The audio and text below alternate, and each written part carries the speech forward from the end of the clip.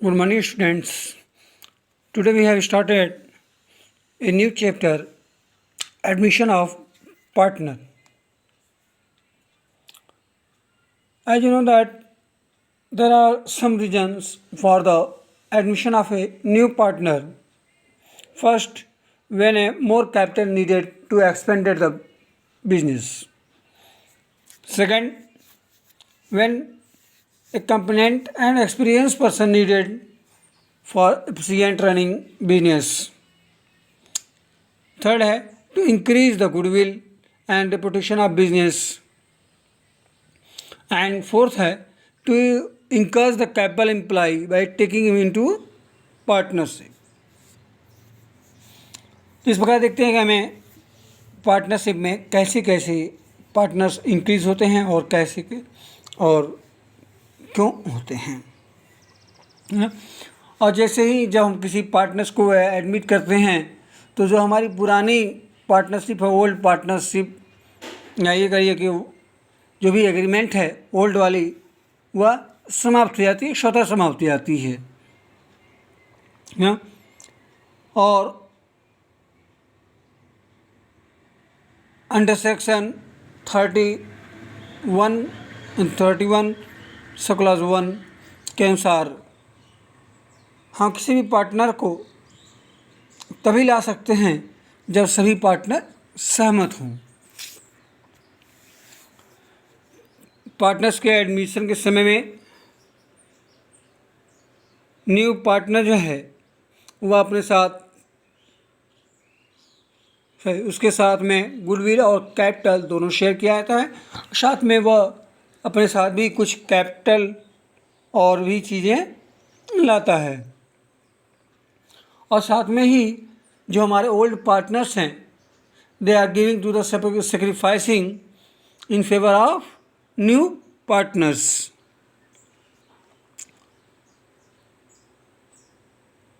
There are some adjustment are needed at the time of admission of new partner.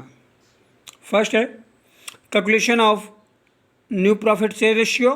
Second, accounting treatment of goodwill. Third है accounting treatment of revaluation of assets and liabilities. Fourth है accounting treatment of reserve and accumulated profit.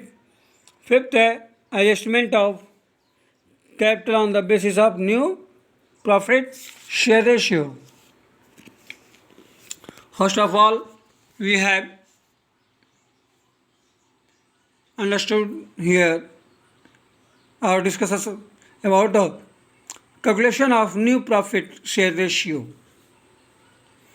जब किसी नए partners को admit किया जाता है तो वह जो है अपने ओल्ड पार्टनर्स से जो भी उनकी प्रॉफिट शेयरिंग रेशियो होती है वह उसमें हिस्सेदारी लेता है, जिसकी वजह से हमारे जो ओल्ड पार्टनर्स हैं उनके प्रॉफिट एंड लॉस या ये कह लीजिए जो भी है वह शेयर में कमी आ जाती है।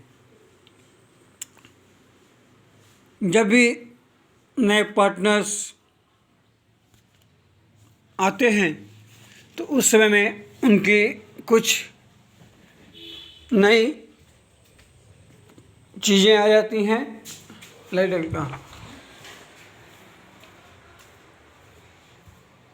कुछ नए प्रॉब्लम्स आते हैं,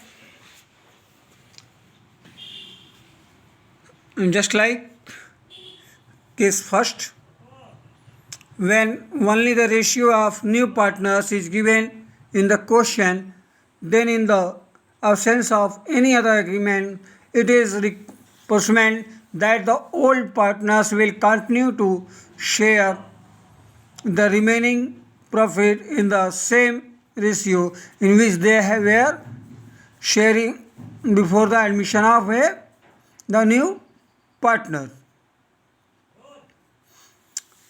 A, B and C are partners in a proportion of 3:1. D was admitted in the form of a new partner with the 1/6 share. Nando दूध ले ला। Calculate the new profit share ratio of the partner. मतलब कि अब देखिए कह रहा है कि इनकी जो हमारे पहले हमारे 3 पार्टनर्स थे ए बी सी, इनकी रेशियो थी 3:1 और बाद में इन्होंने एडमिट किया डी को जिसका शेयर रेशियो था 1/6। तो let's we have start the solution. Let the total profit is 1, share given divided to D, then 1/6, then remaining share is 1 minus 1/6 is equal to 5/6। अब हम लोग न्यू प्रॉफिट यहाँ पे कैलकुलेट करेंगे। ए की जो शेयर होगी, जैसे ए का शेयर कितना है 3/6, वो 3/6 होगा, वह कितने का होगा, जो हमारी रिमेनिंग शेयर है उससे निकालेंगे 5/6 से। अब इसी प्रकार बी और सी का भी निकाल लेंगे और डी का ऑलरेडी दिया हुआ है 1/6। Thus the new profit share ratio of A B C D 5/12, 5/18, 5/36 and 1/6। Then we have got finally 5, 15, 10, 5 and 6। We have come on the next second case. Sometime a new partner purchases his share of profit from the old partners equally. In such cases, the new profit share ratio of old partners will be ascertained by the deducting the sacrificing made by the from their resulting share of profit. Let's see the illustration. Ram and Shyam are profit share loss ratio 7:5. They admitted Gopi as a new partner 1/6, which they acquire equally from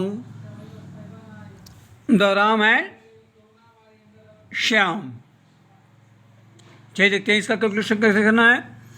share of गोपी 1/6, अब उसको दोनों से बराबर चाहिए राम और श्याम से, तो उसका हम 1/2 से मल्टीप्लाई कर देंगे तो 1/12 आएगा, जिससे जो है कि वह दोनों से 1/12 राम से लेगा और 1/12 श्याम से लेगा ना।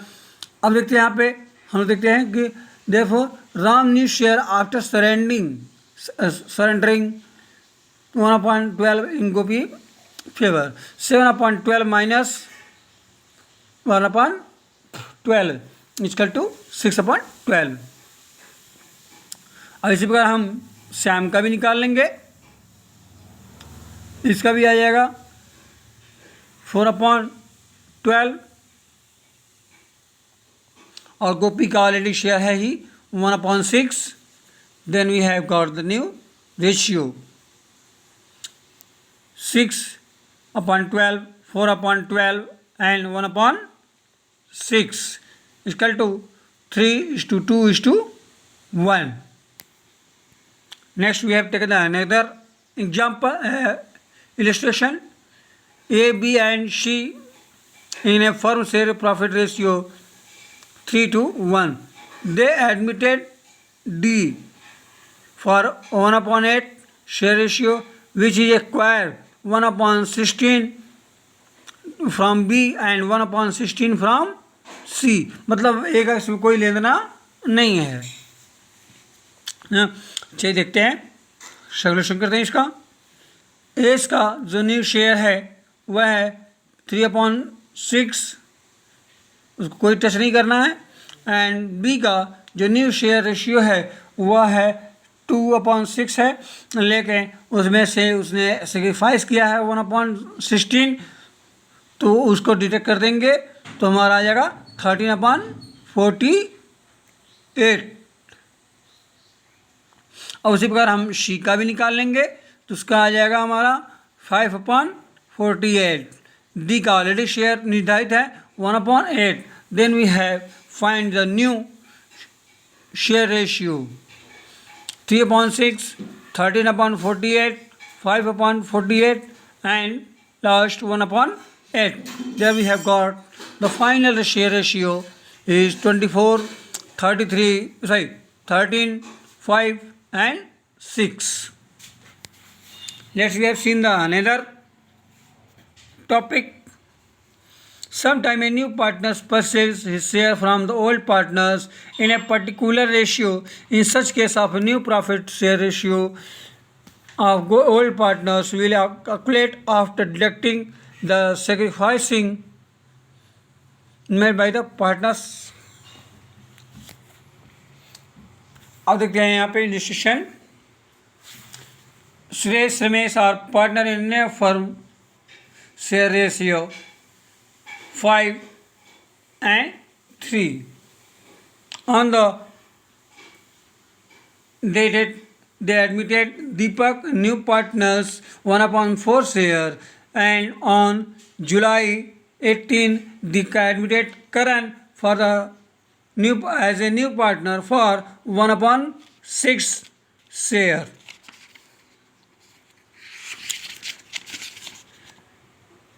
Which he required equally from Ramesh, Sumesh and Deepak. क्या तो अब यहाँ पे हमको एक new profit share ratio calculate करनी है. तो सबसे पहले हम लोग कैलकुलेट करेंगे सुरेश, रमेश और दीपक का, क्योंकि दीपक सबसे पहले आया है. तो हम लोग सबसे पहले हम लोग दीपक का कैलकुलेट करते हैं. इन 3 पार्टनर्स का शेयर गिवन टू दीपक 1/4. अब रिमेनिंग शेयर बचे हैं 3/4. अब इस वजह से हम इन तीनों पार्टनर्स का शेयर रेशियो निकाल लेंगे. तो अब हमें जो नया रेशियो मिलता है वह मिलता है 15, 9 एंड 8. और सेकेंड स्टेज की तरफ बढ़ते हैं. Share given to Karan 1/6. He will acquire 1/3 of 1/6. मतलब कि उसे तीनों पार्टनर से बराबर लेना है क्या. तो मतलब कि उसे 1/18 वह जो है प्रत्येक पार्टनर से लेना है. तो जो उनका रेशियो है 15, 9 एंड 8 में से सब में 1/18 को डिडक्ट कर देंगे. Then we have got a new share ratio among the partners. तो हमारा हो जाएगा न्यू पार्टनर हो जाएगा, रेशियो हो जाएगा एक 119, 65, 56 and 48. Okay. In other the next topic there are remaining the 2 topic in the calculation of share profit ratio we have discuss in the next classes.